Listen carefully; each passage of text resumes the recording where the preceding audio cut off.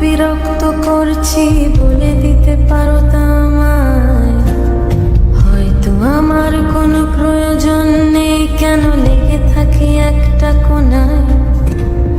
আমি কি তোমায় খুব বিরক্ত করছি, বলে দিতে পারো তা আমায়?